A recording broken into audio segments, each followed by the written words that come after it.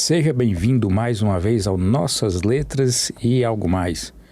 Hoje nós estamos aqui para estudar sobre o tabernáculo, a lição número 13 da Escola Sabatina, a última lição desse trimestre. Nessa semana nós veremos como Deus sempre desejou, desde a criação e durante toda a história da humanidade, ter um relacionamento íntimo com o ser humano. Vem com a gente no estudo de hoje.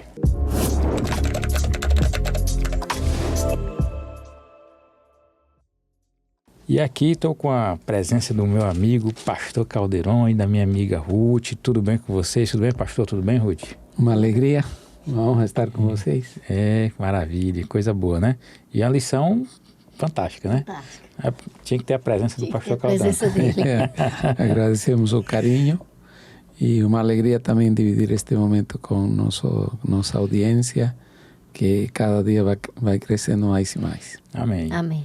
Ruth, para começar, você poderia fazer uma oração? Posso sim. Senhor, meu Deus, muito obrigada, Pai querido, por essa oportunidade. Muito obrigada, Senhor, porque o Senhor nos concede a Tua presença em nossas vidas, nos ajudando, ó Deus amado, a compreender cada vez mais o Teu amor e a viver, Senhor, na Tua graça e na Tua bondade. Seja conosco, nos dê sabedoria, nos dê discernimento, nos ilumine com o Espírito Santo, Senhor. E que tudo seja para a honra e glória do Teu santo nome. Que esse programa, Senhor, alcance pessoas que precisem ouvir do Senhor, que precisem receber essa verdade em suas vidas e que a gente possa, Senhor, ser instrumentos em Tuas mãos. Em Teu santo nome, Jesus, rogamos hoje e sempre. Amém, Pai. Amém, Senhor. Amém. Mas antes de nós iniciarmos o estudo de hoje, eu queria aproveitar para fazer um convite a quem nos assiste, né? Hoje nós estamos na lição 13, né, desse terceiro trimestre de 2025, que abordou o livro de Êxodo, e a lição do próximo trimestre, ela tem o título Lições de Fé no livro de Josué. Então, vão ser também 13 temas, onde nós iremos ter a oportunidade de passar os meses de outubro, novembro e dezembro de 2025. E o meu convite é para que você adquira a sua lição. Você tem a oportunidade de adquiri-la através do site da loja Casa Publicadora Brasileira. Nós vamos também deixar na descrição, né?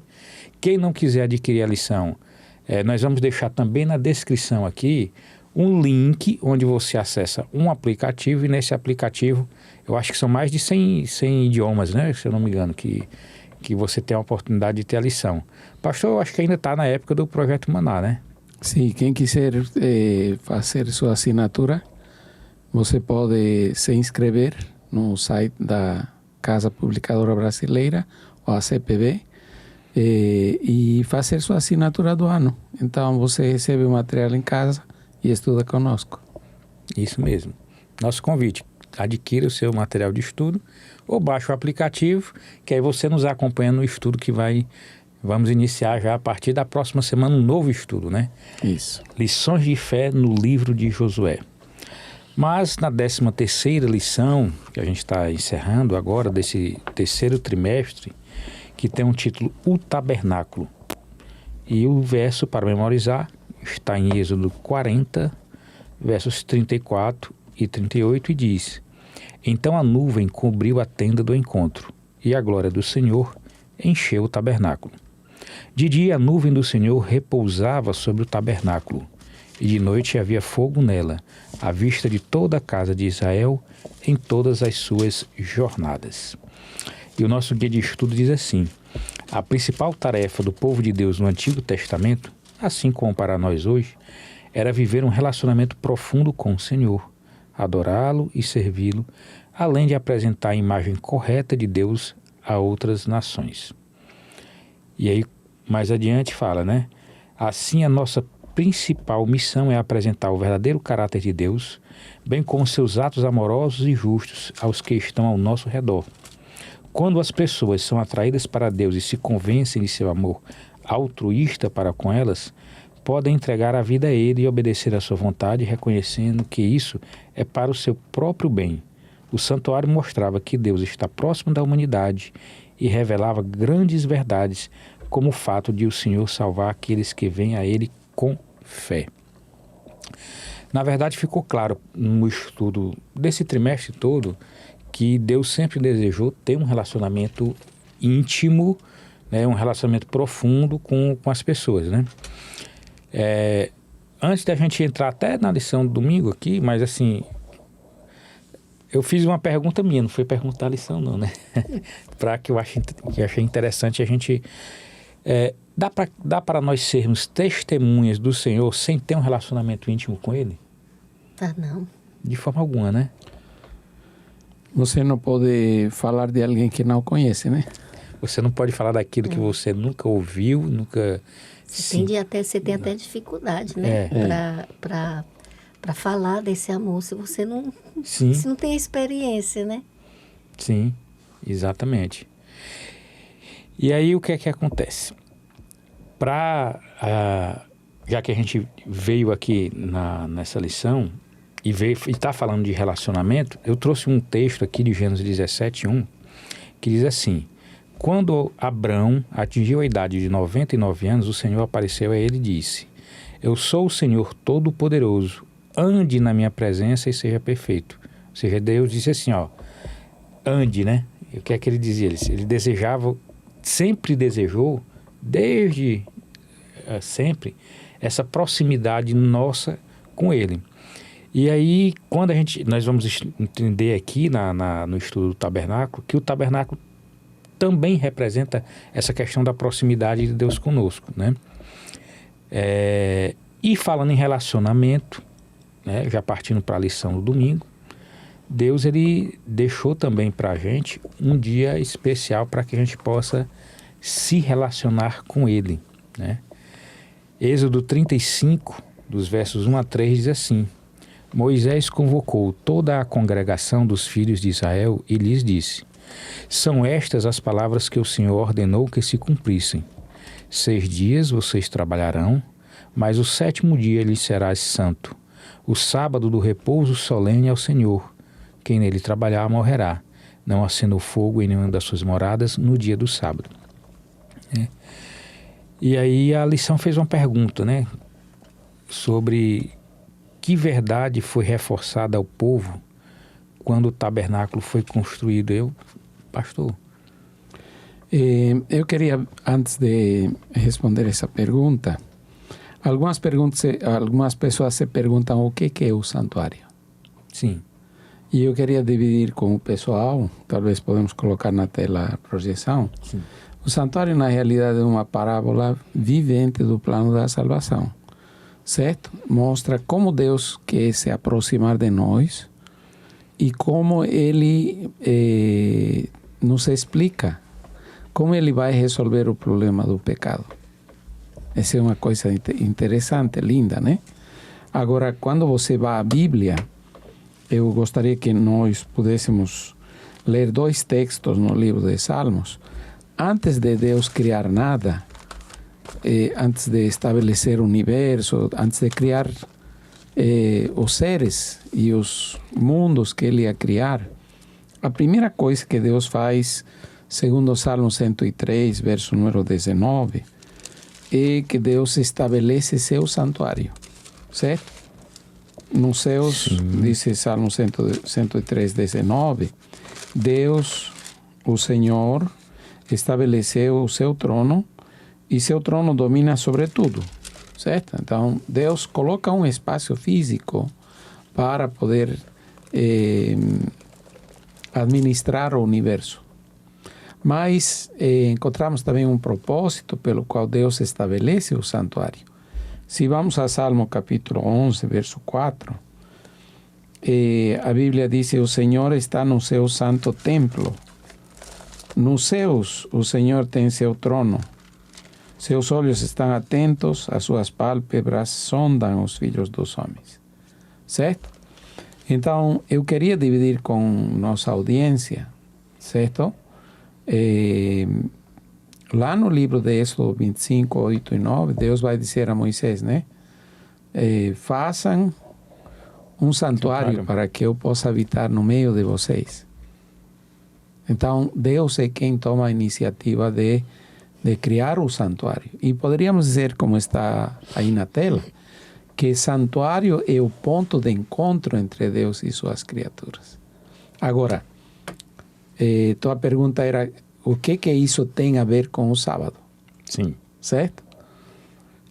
O sábado também é o dia de encontro com Ele, certo? Então, o pessoal ia ou focava sua atenção no santuário, certo?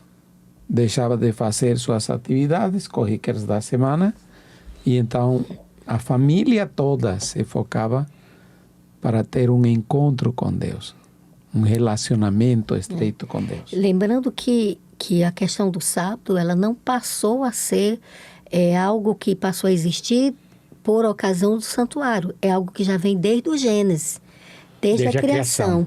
Né? Quando Deus também veio e estabeleceu esse dia como um dia de relacionamento, de encontro entre Ele, o Criador, e a criatura, né? Nós poderíamos dizer que o Jardim do Éden era um santuário. Um santuário. Porque era o ponto de encontro entre Deus e suas criaturas. Exatamente. No livro de Gênesis, capítulo 3, nós encontramos que Deus vinha na viração do dia para se encontrar com Adão e Eva. Só que está mencionado que eles não acodem ao encontro porque eles tinham pecado. Sim. Né? Mas regularmente, diríamos, Deus faz o Jardim do Éden como um ponto de encontro. Né? E também tem a questão, né, pastor, que o sábado ele tem a prerrogativa da questão da adoração ao Criador no aspecto de adoração, mas também ele tem de redenção. Né? Porque de redenção, que é também a missão do santuário. O santuário vai explicar como Deus vai resolver o problema do pecado. Né? Exatamente. Agora, aqui há dois pontos na tela que me chamam a atenção. Primeiramente, o tabernáculo construído por Moisés era figura de quê? Das coisas o livro de celestiais. Hebreus diz que era figura das coisas celestiais. Né? E, em segundo lugar, o verdadeiro tabernáculo no céu, para o qual o santuário terrestre apontava. Então, nós vamos encontrar que todo o plano da salvação, todos os ensinamentos da Bíblia vão a girar em torno ao santuário, né? É bem dito que, diríamos, o sábado tem tudo a ver com o santuário, porque, diríamos, o santuário é o ponto de encontro entre Deus e suas criaturas. Então, o primeiro dia de vida de Adão e Eva no Jardim do Éden é um sábado. É adorando o seu Criador, tendo intimidade com Ele, conhecendo, diríamos, o propósito pelo qual Deus criou o ser humano ali no jardim. Entendi. E assim, muitos dizem que Jesus na cruz aboliu o sábado, né? Existe toda essa questão, ou existem outros argumentos que dizem que o sábado foi criado por povo de Israel, né? Mas a gente vê o quê? Primeiro, desde a criação não existiu o povo de Israel, não existia o povo hebreu, né? Não havia ainda a formação da terminologia que a gente entende hoje de que foi criado para os judeus. Não foi, né? Segundo, se Deus escreve os mandamentos com a própria mão, e aí tem um detalhe importante, que no quarto mandamento ele fala o quê? Lembra-te do dia do sábado. Então, ele não vai fazer uma menção a um mandamento pedindo uma lembrança de uma coisa que não existia antes. Então, se ele existiu desde a criação, ele não foi criado especificamente para um povo, mas para toda a humanidade, né? E refletindo sobre alguns argumentos que se diz até que Jesus aboliu o sábado na cruz, aí a gente pega e diz assim, bem, se Satanás ele acusa que as leis de Deus são injustas, e aí ele vem dizer que Jesus deixou de cumprir o mandamento, aí você pega e você deixa de dar o crédito a todo o papel de Cristo no plano de salvação, que foi exatamente o quê? Fazer ali o sacrifício substitutivo pela humanidade. E a mais, você não vê no Novo Testamento nenhum tipo de fundamento bíblico que possa dizer que o sábado foi abolido. E nem a Bíblia em nenhum canto afirma que foi abolido na cruz o sábado. Não tem nem relação. Isso. Muito pelo contrário, o que a Bíblia diz ali é que foi cravado na cruz o tetelestai, que foi o perdão, né? A cruz, na verdade, o objetivo da cruz é oferecer perdão. É o local de perdão. Não faz nem sentido Deus abolir uma lei que afirma que ele é o Criador. Eu iria mais bem, diríamos, para ver a função da lei, etc., a ver onde está a lei dentro do santuário. Sim. Sim. Certo? Exatamente. Porque é interessante que todo o plano da salvação vai ser mostrado para nós de uma forma clara. A primeira coisa que nós precisamos entender é que Deus disse: ei, eu quero que vocês façam um santuário, eu quero habitar em meio de vocês. Mas Deus vem para habitar com seus filhos e Deus vai mostrar de uma maneira clara, através do santuário, como através dos sábados cerimoniais seria explicado todo o processo do plano da salvação. Como Deus vai resolver o problema do pecado e como finalmente vai se estabelecer aquilo que Deus fez. Porque o que Deus fez no Jardim do Éden tinha um propósito não temporal, tinha um propósito, diríamos, eterno. É tanto assim que a Bíblia vai ser coerente na sua fala, certo? Deus começa a criação criando coisas e criando o ser humano e criando o tempo para que o homem se relacione com ele. Mas o pecado interfere, diríamos, com o plano e o propósito de Deus. Agora, o propósito de Deus, mesmo que interferido pelo pecado, Deus muda de ideia, ou a Bíblia apresenta que o propósito original do Éden vai ter continuidade na eternidade. E o santuário vai nos explicar com luxo de detalhes isso, certo?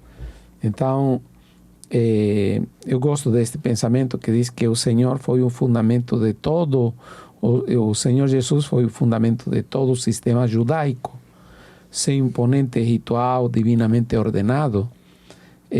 Seu propósito era ensinar ao povo que no tempo determinado, aquele a quem essas cerimônias apontavam viria, certo? Sim, isso. Então, Cristo vai vir, Cristo vai seguir, diríamos, o ensino que ilustra o santuário, e o ministério de Cristo está ilustrado todo através dos sábados especiais. Agora, é interessante quando nós vamos a Levítico 23, que Levítico 23 faz uma diferença entre o que é o sábado semanal e o que são os sábados que vão a ilustrar a obra e o ministério de Cristo. Esses sábados apontavam a Cristo quando a sombra que é ilustrada no santuário se encontra com Cristo, que é o tipo, né? O tipo se encontra com o antitipo, então diríamos, aquilo que era sombra perde sua função, certo? Sua razão de ser. Mas o sábado não, porque o sábado foi instituído antes da entrada do pecado, certo? E o sábado vai perdurar depois que o pecado seja eliminado, porque Deus disse: de sábado em sábado, de mês em mês, todos virão adorar a minha presença. Então, nós vemos uma continuidade, certo? Uma coerência nas coisas que Deus faz.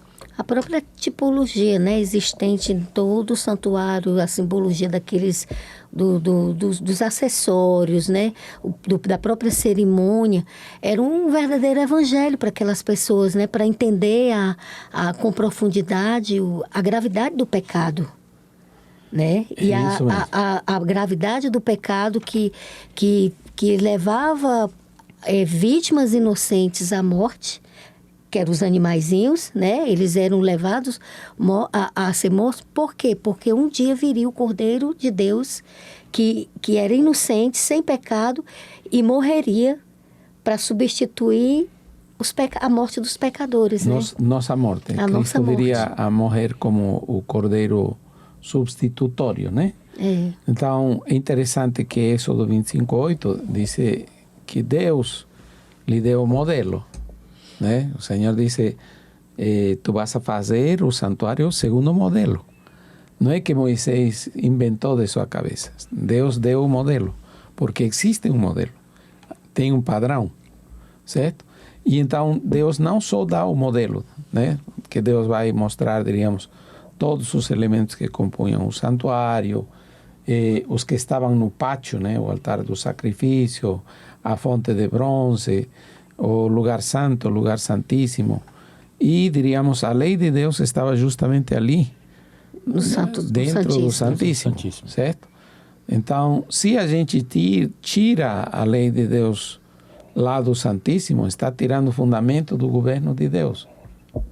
Não faz sentido, certo? Exatamente. Sem lei não há graça. A gente vive uma desgraça, porque tudo na vida tem regras de jogo. Exatamente. Né? O futebol, o basquetebol e a vida que Deus cria para os seres humanos. E os seres humanos que são criados para a vida, Deus coloca, diríamos, um princípio para que o homem possa se relacionar com ele e para que o homem possa se relacionar com o homem. E isso está dentro do plano da salvação, tem uma função. Não é que a lei de Deus nos salva. A lei de Deus nos mostra a necessidade de um Salvador. Sim. Certo? Então, a lei, disse Paulo, é o aio que nos guia, o paidagogos, né? Que nos pega da mão e nos leva a Cristo. Diz, olha, tu necessitas um Salvador. Mas uma vez que nós temos sido salvos em Cristo, Cristo diz, eu quero que tu eras um pecador, agora eu estou te dando o status de justo. Eu quero que tu vivas segundo a lei. Certo? Então, antes de Cristo, nós sendo pecadores, a lei nos mostra a necessidade de um Salvador. E uma vez que nós aceitamos a Cristo, a lei muda a sua função. Ela se torna estilo de vida, porque Cristo nos capacitou para que nós possamos obedecer. E Cristo nos desafia, se vocês me amam, guardem os meus mandamentos. Né? Então, o santuário vai ilustrar, diríamos, como é que Deus vai tratar o problema do pecado. Mas o santuário não existia, certo? Então Deus vai dizer, eu quero que vocês façam esse santuário para mim. Não é não? Então Deus pede que coisa? Deus pediu ofertas voluntárias. Para quê? Para construir o santuário. Aqui me chama a atenção uma coisa interessante que eu vejo na metodologia bíblica, né? Às vezes as pessoas questionam o dízimo, as pessoas questionam as ofertas, né? Põem uma série de poréns, se deve ser dado, se não deve ser dado. Mas aqui é interessante que Deus pede, mas antes de pedir, Deus dá. Porque todas aquelas coisas foram dadas. Eu lembro. E Deus disse que eles iriam sair do Egito com riqueza, né? Isso. Eu já vi pessoas dizendo assim, se você devolve o dízimo, você vai receber bênçãos. E é o contrário, né? Você sempre recebe de Deus as bênçãos. Primeiro Deus dá a bênção para depois Deus dizer... Isso. Devolve de aquilo que... E outra coisa que chama atenção também nesse verso é que Deus diz assim, voluntariamente. Né? Isso. A coisa não vem como uma imposição. Tragam, não, ele diz voluntário. E a questão que, como a lição fala sobre ofertas e espírito, que em Êxodo 35:21 diz assim, todo aquele cujo coração moveu e cujo o espírito o impeliu, trouxe a oferta ao Senhor para a obra da tenda do encontro. Ou seja, é uma questão também de você, tendo esse relacionamento com Deus e a presença de Deus através do Espírito dele, ele lhe move com alegria. Você tem esse entendimento desse princípio de que Deus é aquele que primeiro te abençoa, né? E pede que você, obviamente, porque tem uma função, né? Ele você devolva o dízimo, que você faça a oferta. Né? Sim, eu diria, Wesley, como é a reação de um coração de uma pessoa que é abençoada? Tu recebeu a bênção, Deus cuidou de ti, Deus forneceu tudo. Com o povo de Israel foi assim. Ele era um grupo que estava escravizado no Egito. Só que Deus vai trabalhando de tal forma, quando Ele tira eles com o braço poderoso, né? Deus vai trabalhando de tal forma que diz assim: vocês vão pedir a seus vizinhos por todo esse tempo que vocês serviram. Isso.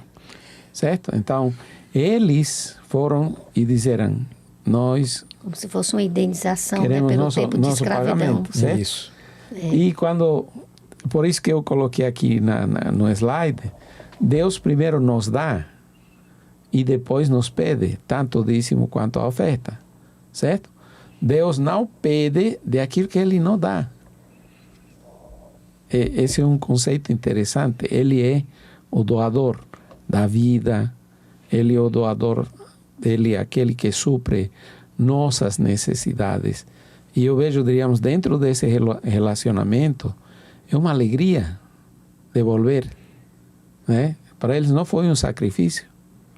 Olha que eu registrei o que está no verso 5 a 9, o que foi trazido. E eu separei com cores, certo? Nós temos aí na primeira linha ouro, prata e bronze. E depois vem os tecidos: estofa azul, púrpura, carmesim, linho fino, pelos de cabra, peles de carneiro, tintas de vermelho, peles finas, madeira de acácia. Que mais? Azeite para iluminação, especiarias de óleo da unção, para um incenso aromático, pedras, diferentes pedras para os engastes, porque o peitoril do sumo sacerdote necessitava, diríamos, as pedras, né? Então, tudo é fornecido. Agora, o assunto foi tão bonito quando a gente entende o plano, o propósito de Deus, né? É interessante como cada manhã, disse o verso número 3 de Êxodo 36, cada manhã o povo trazia a Moisés ofertas voluntárias, ao ponto que os que estavam encarregados de realizar a obra... Vamos suspender, tá bom. Vamos parar, né? Por quê? Disse, o povo traz muito mais do que é necessário para o serviço da obra que o Senhor ordenou que se fizesse. Então, nós encontramos, eu pedi à inteligência artificial que fizesse para nós, né? Como é que é a vida de um beduíno. O povo de Israel vai sair para o deserto de Sinaí, mas não era um povo que, tá bem, foi escravo, mas é um povo que sai abastado, sai munido de coisas que depois Deus vai pedir no deserto. Na lição passada nós encontramos que o povo estava todo cheio de brincos, de joias, né? E no capítulo 33 Deus diz para Moisés: Moisés, não, eu vou me afastar porque este povo é muito teimoso. Lembra? Sim. Não quis nem ir com eles porque poderia destruí-los, né? Sim.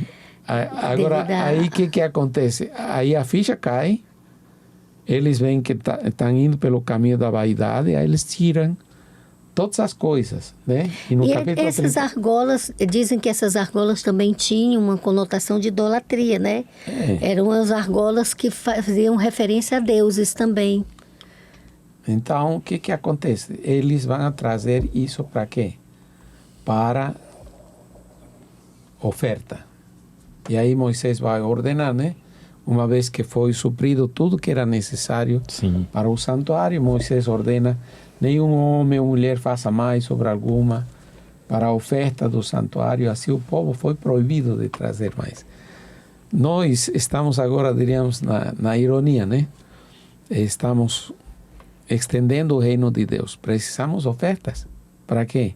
Para construir lugares onde o nome de Deus seja conhecido, onde as pessoas possam se congregar, né? Por isso Deus nos faz o convite para que nós, das bênçãos que Ele nos dá, nós possamos retribuir com gratidão, com alegria e dizer como Davi, né? Do que temos recebido de tua mão, nós devolvemos. Amém. A lição da terça-feira fala sobre a construção do tabernáculo, né? E aí, a lição fala, usa até uma expressão, né? Ela chama de dedicação do tabernáculo. E aí ele fala todos os detalhes, e aí quando você vai para essas passagens de Êxodo 36, Êxodo 37 e Êxodo 36, 37, 38 e 39, né? Deus vai dando uma série de instruções a Moisés e instruções bem detalhistas, né? E a lição até pergunta assim, por que foram dadas tantas instruções? E o que isso nos ensina sobre como Deus se importar com cada detalhe, né?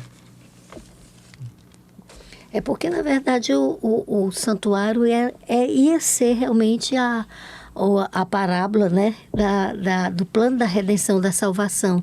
Então, cada objeto daqueles ali tinha realmente um significado. Né? Agora, a gente precisa entender que a essência de tudo mesmo, era que Deus estava querendo dizer para eles que viriam o filho dele. O filho dele seria entregue para a salvação deles. O santuário não pode ser entendido só com aquela simbologia das peças, né?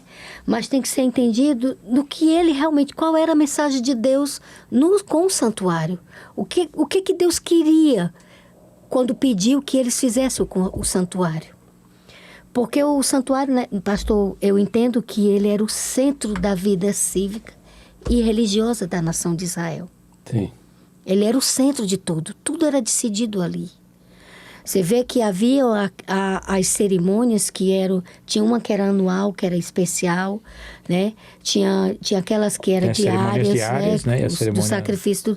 Então, tudo tinha uma função e não era só cerimonialismo, só aquela coisa, porque tinha que fazer como se fosse um ritual, você está entendendo? Tem que se entender o santuário como uma carta de amor que Deus colocou para que de forma prática fosse entendido o que seria a entrega do filho dele. Na realidade, no santuário tudo apontava a Cristo. Cristo é o cordeiro que vai ser sacrificado. Cristo é o pão de vida. Exatamente. Cristo é a luz do mundo. Nossas orações são aceitas graças à intercessão de Cristo. Cristo é quem media entre a justiça, que exige a morte do pecador, que é o que a norma da justiça de Deus, que é a lei de Deus, fala, e, diríamos, em Cristo se manifesta também a misericórdia. Né? Cristo é quem oferece seu sangue. Cristo é quem recebe a ira de Deus. Cristo morre a morte substitutiva. Então, ele resolve o problema do pecado. E tudo isso é ilustrado no santuário. Né? Voltando ao tema que tu perguntavas em relação ao sábado, né? O sábado semanal nos aponta a Cristo como aquele que cria o repouso e é adorado como Criador, né? Cristo lembra o homem e pede o adorar no sábado como legislador, porque Cristo é quem vai dar a lei.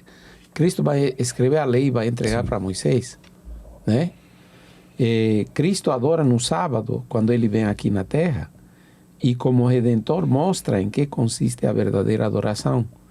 Ele dá o exemplo. Ele vai fazer alguns milagres, não vai fazer todos os milagres, ele vai fazer os milagres específicos para mostrar que ele é Deus. Mas também ele não vai colocar escusas como para que nós digamos, ele transgrediu o sábado, nós também vamos a transgredir, certo?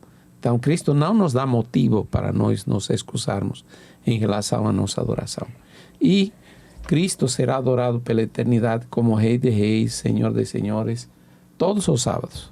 No livro de Isaías nós encontramos que todos virão adorar aqui, porque a terra será o centro de adoração do universo, uma vez que o pecado seja eliminado e acabe a história triste da rebelião, né?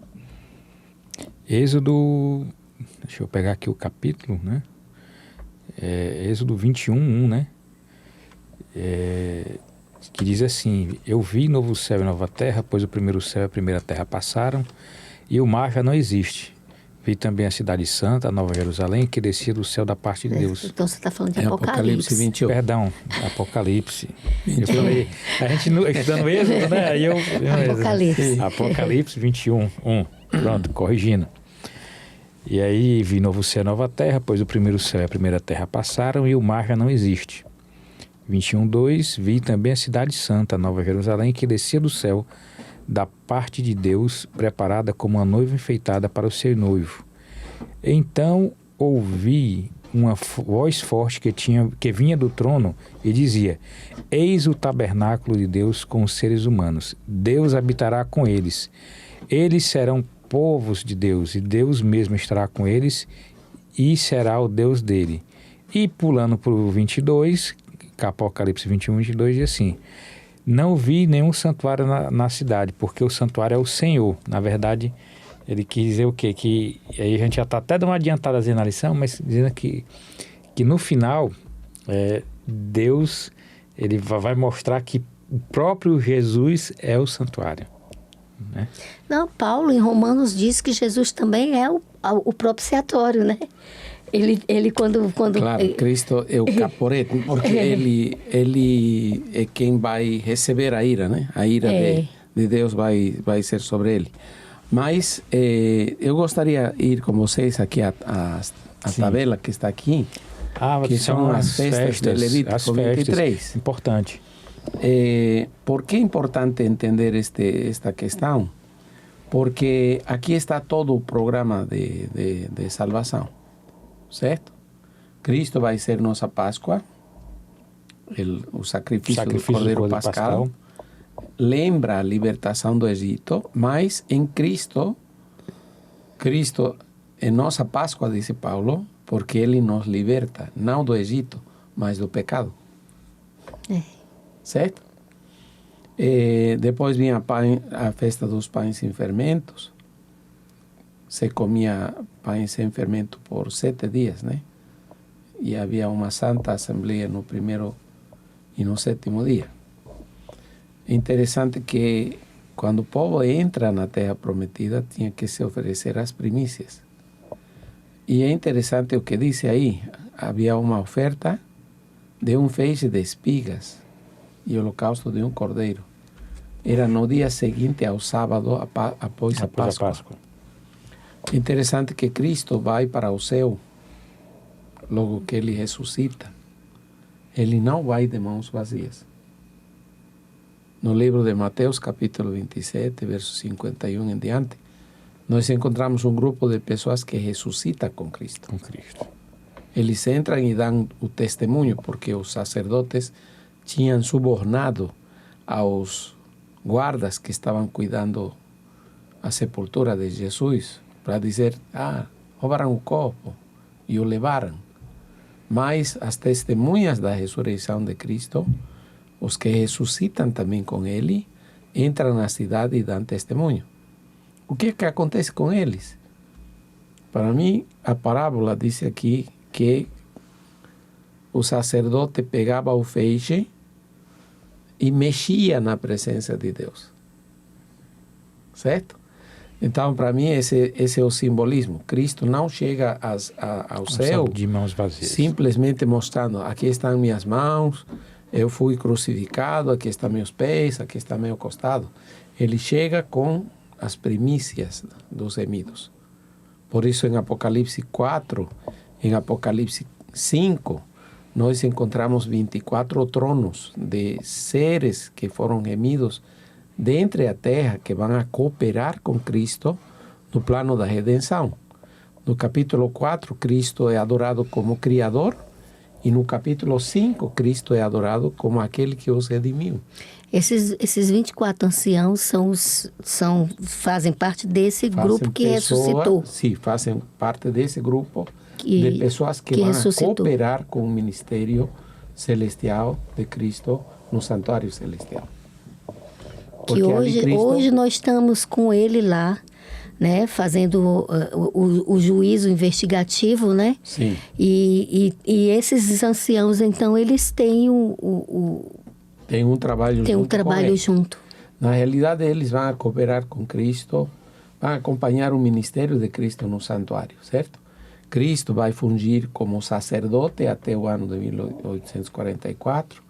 E, segundo o livro de Daniel, capítulo 9, verso 13, capítulo 7, verso 13 e 14, Cristo vai passar à presença do Pai quando se instaura o juízo no céu, certo? Cristo vai vir. Para quê? Para ser nosso advogado. Disso o apóstolo Paulo vai falar no livro de Hebreus. De Hebreus 8. Certo? No capítulo 8, no capítulo 9. A síntese de tudo é que hoje nós temos um no céu como sumo sacerdote. Isso. Então, Hebreus capítulo 4, verso 15 e 16 vai dizer que nós podemos nos acercar com confiança, porque temos alguém, não alguém que não entende nossas lutas. Um sacerdote experimentado na dor. Um sumo sacerdote, né? Que foi testado em todas as coisas, porém sem pecado. E nós podemos ter oportuno socorro e ajuda de Cristo Jesus como nosso advogado. E a mensagem do juízo, que é proclamada no livro de Apocalipse, capítulo 14, verso 6, especificamente o verso 7, diz: temei a Deus e dai-lhe glória, adorem ao Criador. Agora é interessante que o Criador também é aquele que está sendo nosso advogado. Ele é a oferta, ele é o sumo sacerdote, né? Quer dizer, ele é a oferta e o sumo sacerdote. Ele que pode arrumar o problema nosso e nos reconciliar com Deus. Exatamente. Estava pensando aqui, naquele momento que o sacerdote, ele pega o sangue, né, do animalzinho que é ofertado, e ele coloca nas pontas, né? Mas aí tem um momento em que ele faz, porque tem aquele véu que separa o santo do santíssimo, e ali, antes dele, tem o altar de incenso, né? Onde se é feita as orações, e o sumo sacerdote está ali, intercedendo ali, diariamente com aquelas orações, né? O sacerdote fazia, diríamos, esse trabalho de levar o incenso no altar de incenso para o momento da oração, que era 6 horas da manhã e 3 horas da tarde. O povo se unia para o momento da oração, né? Agora, o sumo sacerdote, como explica o quadro, porque no quadro nós temos as primícias, Cristo vai ir para o céu com um grupo de pessoas que vão ser salvas. Cristo vai ser entronizado no Pentecostes, né? Sim. Você pode conferir isso no livro de Hebreus, capítulo 1, como foi a entronização de Cristo. De lá ele dá a ordem, aí o Espírito Santo vem, aí né? O Espírito Santo vem e há a conversão, certo? Então, essa festa do Pentecostes é a festa da colheita. O grão está pronto para a colheita, então a conversão das pessoas começa a ser 3.000 pessoas se convertem, 4.000, 5.000, fruto do derramamento do Espírito Santo. Interessante, né, pastor? Mostra que Deus realmente está no controle de tudo, né? Que não é para a gente ficar preocupado ou ansioso por alguma coisa, porque Jesus disse para os discípulos que eles ficassem em Jerusalém, porque ele sabia que ele ia se apresentar e quando ele estivesse na sala do trono, ele ia mandar o Espírito Santo para eles, né? Deus porque realmente está no controle de tudo, Isso. Ele está no controle, ele sabe de tudo. Ele está seguindo o programa. O programa. O programa do Plano de Salvação está explicado Exatamente. Aqui. Certo? E nós, desde 1844, estamos na festa do dia da expiação. Agora é o momento que nós podemos nos reconciliar com Deus. Agora é o momento que nós podemos pedir perdão a Deus. Agora é o momento que nós podemos aproximar-nos de Deus E agora é o momento que Deus pode resolver o problema do nosso pecado. Entendeu? Então, por isso é importante que nós estudemos e entendamos este tema. Por quê? Porque está chegando a última festa. A festa dos tabernáculos. É a festa da alegria. Quando o pecado terá sido eliminado e onde nós saberemos de celebrar. Por isso, no livro de Isaías 65, verso 17, nós encontramos o panorama visto pelo profeta Isaías, dizendo assim: vi um céu novo e uma terra nova. E então encontramos Deus se alegrando com seu povo. É muito lindo, muito interessante. Me deixem ler esses versos, porque a lição nos leva àquilo que o Wesley estava lendo também. Então, enquanto o senhor procura aí, é interessante que a gente vê todas essas etapas aí, e se a gente for olhar dentro do que era, o que acontecia diariamente no santuário, né? O pecador vinha, trazia o animalzinho não poderia ser morto pelo sacerdote, era o próprio pecador, não é isso, pastor? Sim. Que tinha que tirar a vida do animal, porque ele era o responsável por aquilo ali, por o animal ter que ser sacrificado, era culpa dele. Então, ele mesmo imolava o animal, aquele sangue era levado de lá daquele altar. O sacerdote entrava na primeira parte do santuário. Ali dentro dessa primeira parte tinha todo um preparatório, porque ele não podia entrar diariamente no Santo do Santo.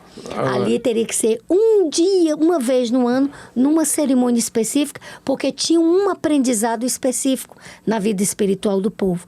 Mas é interessante que aquele Deus que não podia, por conta do pecado, o ser humano se tornou inimigo de Deus, fazendo separação entre nós e Deus.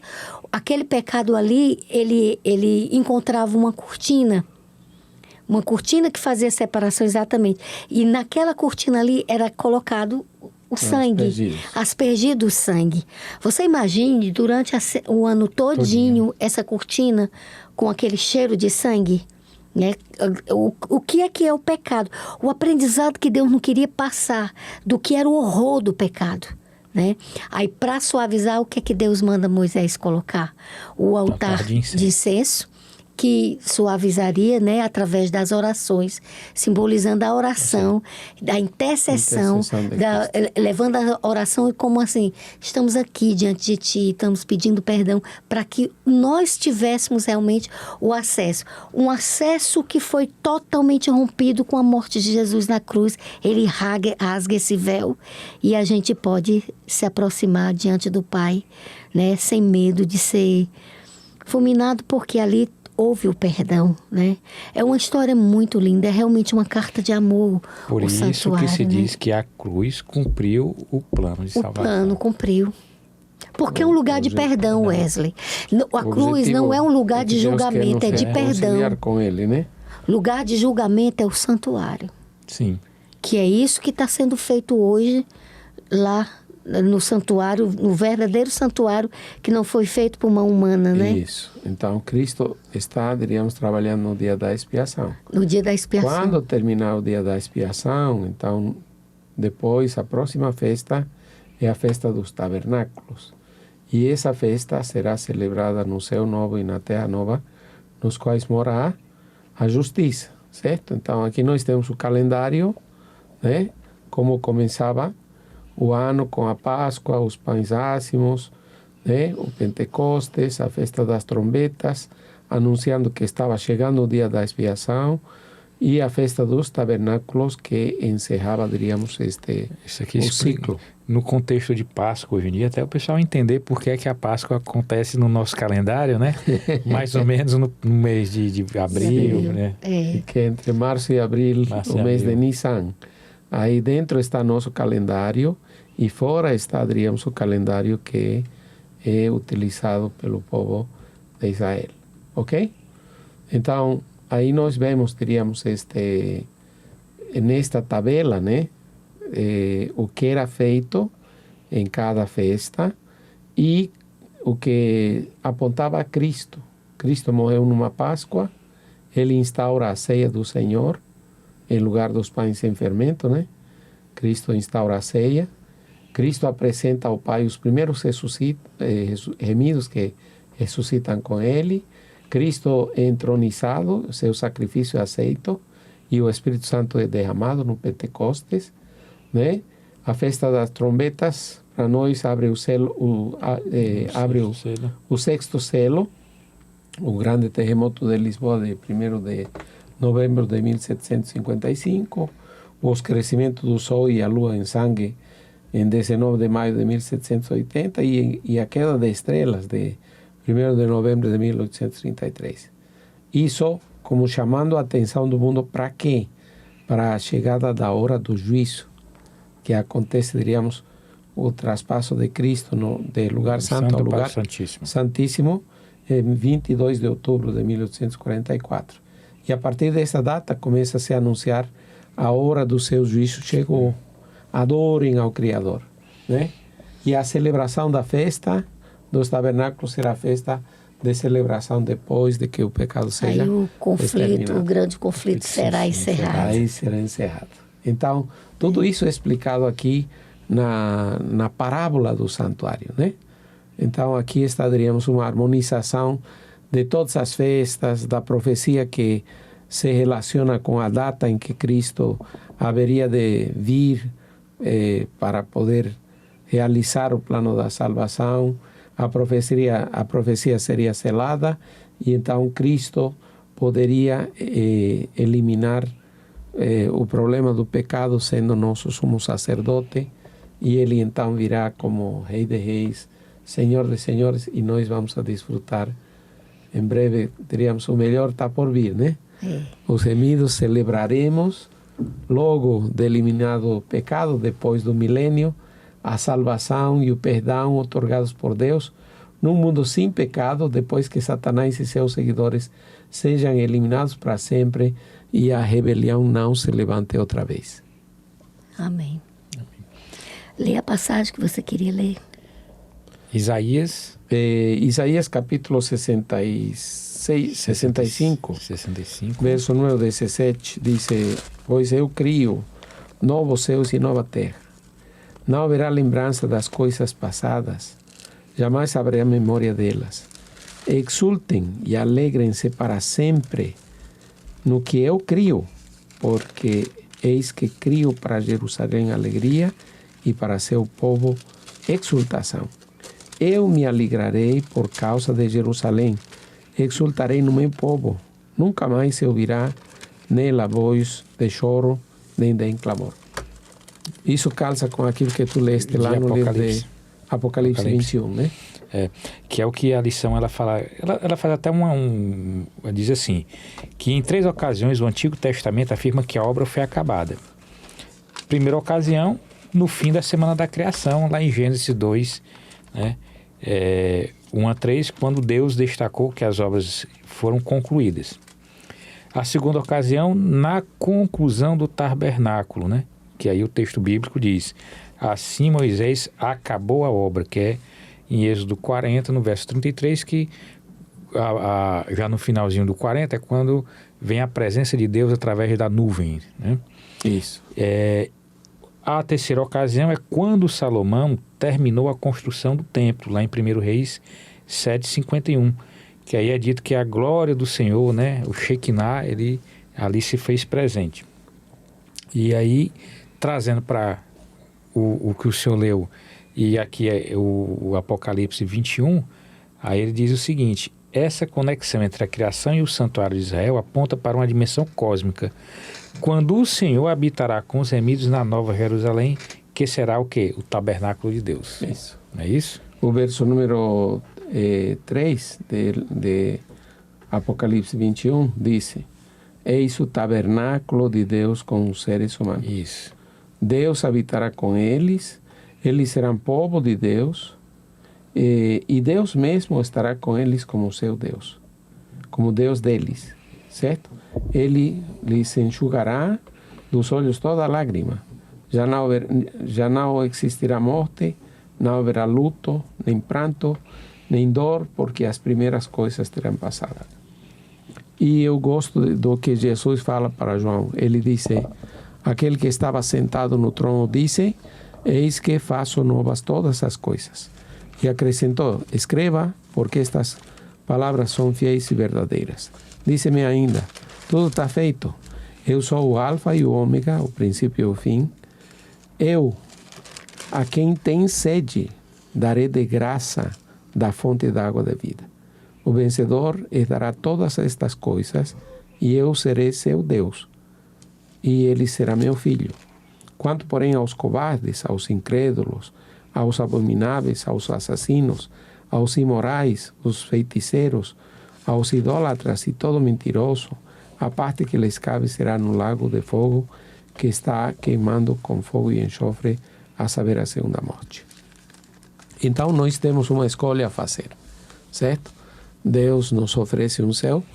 Ele diz, eu quero estar contigo, eu quero ser teu Deus, eu quero dividir a eternidade contigo, Ele quer dividir a eternidade conosco, né? E Ele está torcendo porque nós façamos a escolha e façamos aliança com Ele, né? Escolhamos ser filhos dEle e lhe permitamos a Ele ser nosso Deus. E Ele tem esse lugar maravilhoso preparado para nós. Nós podemos ver a descrição nos capítulos 21 e 22, como será maravilhoso. E também em outros capítulos da Bíblia, como Isaías capítulo 11, Isaías 35, Isaías 65, em que Deus descreve que nós poderemos voltar, diríamos, ao ideal que Ele teve no Éden. E nós teremos acesso também à árvore da vida. Nós vimos aqui que em Êxodo 40 que Deus, Ele se fez presente diante do povo. No Evangelho de João, capítulo 1, verso 14, diz assim, e o Verbo se fez carne e habitou entre nós, cheio de graça e de verdade, e vimos a sua glória, a glória como do unigênito do Pai. Então, Jesus, ele encarna. E aí aqui, como a lição diz, ele faz a sua tenda com a humanidade. Conosco. Nós vimos aqui, o Senhor apresentou que quando foi entronizado no Pentecostes, aí veio a presença do Espírito Santo, né, que está conosco. E nós não podemos deixar de fazer referência, eu acho que é em 1 Coríntios que diz que o nosso corpo também é templo do Espírito Santo. Isso. Não é isso? É isso mesmo. Nosso corpo também é templo do Espírito Santo. E vimos aqui, foi lido aqui nos versos de Apocalipse, que quando finalmente após o milênio vir a Nova Jerusalém, né, onde aqui não haverá mais prantos, não haverá mais choro, não haverá mais morte, aí o Senhor vai estar mais uma vez presente aqui com os remidos, com os salvos. E o que a gente observa é que durante toda a história da humanidade, nós nunca estivemos sem a presença de Deus nas nossas vidas. Isso. Né? Então, o convite é para quê? O convite é para que a gente entenda e compreenda que momento estamos vivendo hoje, qual é o nosso papel hoje e a grande importância do nosso relacionamento com Deus. Isso. Isso é que é o mais importante. E saber também que Ele é um Deus que Ele deseja se relacionar conosco. Amém. Porque Ele sempre desejou se relacionar conosco. E vai fazer aqui a morada dEle. Isso. Conosco, não é isso? É isso mesmo. Ruth? Já vamos encerrar? Vamos. Eu estava dando uma olhada. Em 2013 nós estudamos essa lição aqui. O santuário. Foi um trimestre inteiro sobre esse tema, né? Seria um desafio muito grande a gente, em uma hora, passar toda a importância de tudo que existe, né? A gente só chegou no 19, né, pastor? A gente pode até, Wesley, se o pessoal se manifestar, tiver interesse, a gente pode separar um programa para a gente estudar só sobre o santuário. Nos comentários, se você desejar que tenha estudo sobre o santuário, a gente pode aqui aproveitar e fazer um estudo bem mais detalhado, não é? Sim, dá para fazer. Eu tenho uma série de 12 lições. Sim. não só a lição aqui, mas algum tempo atrás um amigo me chamou para ajudá-lo para fazer a edição. Certo. De um trabalho que ele fez e eu peguei o material e digo, é uma benção. Então, muita coisa que tem aqui no material que eu dividi com vocês é a colheita, né? Eu vou juntando, vou explicando, porque uma das paixões que eu tenho é estudar este tema que nos ajuda a entender como finalmente Deus vai eliminar o problema do pecado e nós teremos a alegria de morar na presença de Deus sem obstáculos, sem impedimentos e onde serão realizados os propósitos que Deus tivera quando nos criou no início. É isso aí. Eu queria só ler aqui 2 parágrafozinhos que eu, inclusive, tirei até dessa lição aqui, né? Por ser um homem de dores, Jesus conhece todas as nossas necessidades. Ele é, por excelência, nosso socorro, apoio, redentor, advogado e libertador. Em Cristo, a divindade experimentou tudo o que a humanidade mortal herdou. A salvação e a mediação estão ancoradas precisamente na humanidade de Jesus e na voluntária oferta de si mesmo. Por ser ao mesmo tempo Deus e homem, Jesus é capaz de ligar o céu e a terra com laços que nunca poderão ser rompidos. Então, por opção dele, Jesus decidiu que, ao tabernacular com o ser humano, porque João, ele usa o termo verbo, né, que era um termo grego, que era ligado à divindade, né? A divindade que fazia mediação. Por isso ele usa, por quê? Porque os leitores originais do livro de João, ele escreve o quê? Para um povo que estava questionando a divindade de Cristo. Então, ele escreve o Evangelho de João, porque se você for olhar com cuidado, o Evangelho de João, na verdade, ele perpassa por todas as etapas do santuário. Então, ele traz dentro do Evangelho dele a figura assim, central em Jesus Cristo. E João diz que, quando ele coloca e diz que ele era verbo, se fez carne e habitou entre nós. Esse habitou tabernaculou entre nós. Isso. Quando Jesus tabernaculou, ele incorpora a nossa natureza humana. Uma natureza que ele vai levar por toda a eternidade. Toda a eternidade. Então, não dá para mensurar esse amor. Não dá para mensurar. Porque a nossa mente, ela é orgulhosa demais, ela é individualista demais para conceber que um Deus pudesse se destituir. Não que Jesus tenha perdido a natureza divina dele, mas que pudesse incluir na sua natureza uma natureza tão pequena como a nossa de ser humano. Porque ele desceu, ao contrário do que o adversário dele quer, que era subir no trono, acima de Deus. Jesus mostrou exatamente com o seu amor infinito que foi descendo, até assumir a nossa natureza. E através disso daí, ele nos resgatou. Porque foi assumindo a nossa natureza que ele nos trouxe a condição de vitória. Ele nos fez elevar. E é um amor que promete restauração, promete vida eterna. Só promete coisas boas. Então, por que não aceitar esse amor? É verdade. Por que não aceitar se o que ele promete para nós é tudo aquilo que a gente mais deseja, que é não ter a morte como o nosso fim de vida, mas ter a vida eterna. E essa é a carta de amor manchada de sangue do tabernáculo que o Senhor escreveu para nós. E que a gente tem a obrigação de estudar e de ler, de tentar compreender as linhas escritas da história do tabernáculo, contada no tabernáculo, para poder compreender a imensidão do amor de Deus. Eu diria que a lição que nós aprendemos no santuário é que em Cristo nós estamos ligados com um elo de ouro, né? Porque Cristo se fez carne, Ele habitou entre nós para nos mostrar a glória do Pai. E o lindo de tudo isto é que ele revelou e demonstrou abertamente seu amor. E que finalmente todas as criaturas, como diz a lição, conhecerão sua glória, soberania e poder.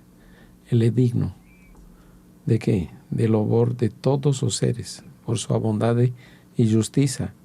E cada pessoa se curvará diante dele em total admiração. Amém. Todos, Amém. sem exceção, proclamarão que Deus é amor e que Deus é justo. Amém. Amém. Pastor, se eu quiser fazer as considerações finais e lhe faço o convite para a oração também. De fato, diríamos, eu acredito que não tem coisa mais maravilhosa que estudar o tema do santuário. Porque ele nos mostra que Deus nos ama, que Deus está decidido a resolver o problema do pecado e que Ele está aguardando por nossa escolha, nossa decisão. Ele quer que nós aceitemos a Cristo como nosso Salvador pessoal, que o aceitemos como Senhor de nossa vida e que lhe permitamos nos preparar para dividir a eternidade com Ele. Amém. Amém. Ok? Ok. Vamos orar então. Bondoso Pai, queremos te agradecer pela Tua palavra. Queremos te agradecer porque através do santuário o Senhor nos mostra que o pecado teve uma origem, ele se desenvolveu e Tu, Senhor, trazaste um plano para poder resolver o problema do pecado. E através desse plano, Tu nos mostras, Senhor, como nunca mais se levantará outra vez a rebelião no universo.